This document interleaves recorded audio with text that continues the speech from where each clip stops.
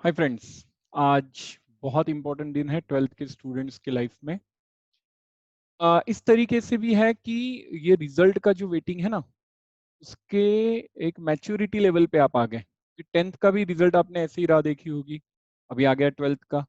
This time it is obviously unique because there were so many twist and turns at the time of your exams also. तो बहुत बड़ा सवाल आने वाला है कि अब हमारे मार्क्स जो मिलने वाले उसका क्या। देखिए, मार्क्स क्या होते हैं देखा जाए तो हमारे पूरे एफर्ट्स का हमारे सामने रखा हुआ कच्चा चिट्ठा है, but it is not only your efforts. उन 3 आवर्स में आपने क्या किया उस पर भी डिपेंड करेगा, आपके घर में क्या एनवायरनमेंट थी उस पर डिपेंड करेगा, आपके दिल में क्या चल रहा था। सो दिल और दिमाग, इन दोनों का जो कॉम्बिनेशन है ना, ये है हमारा रिजल्ट। सो शायद आपके प्रिडिक्शन से आपको ज्यादा मार्क्स मिलेंगे। जब ये ज्यादा मिलते हैं ना, कोई किसी को कुछ बोलता नहीं है, मैंने तो नहीं बोला था।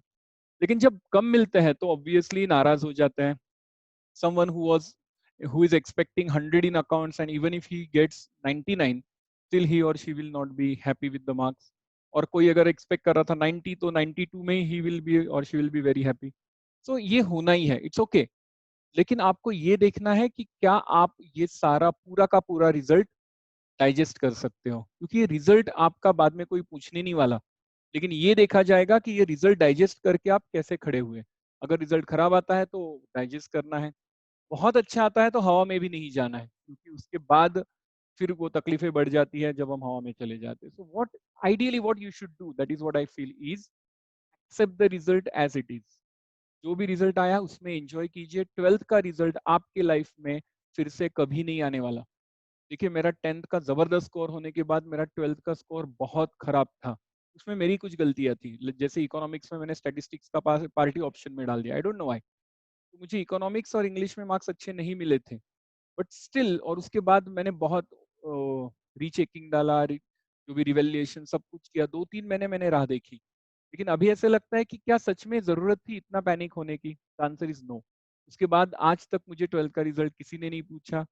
वंस आप आपका एक फाइनल क्वालिफिकेशन अचीव कर जाते हो ना, तो ये रिजल्ट्स कोई नहीं पूछता। सो आपको अच्छे मार्क्स मिलने वाले हैं या कम मार्क्स मिलने वाले हैं, 4 दिन बाद लॉ ऑफ डिमिनिशिंग मार्जिनलिटी के हिसाब से इसका इफेक्ट जीरो हो जाएगा। सो प्लीज मेक श्योर कि जितने भी मार्क्स मिले हैं, मार्क्स को एक स्माइल दो।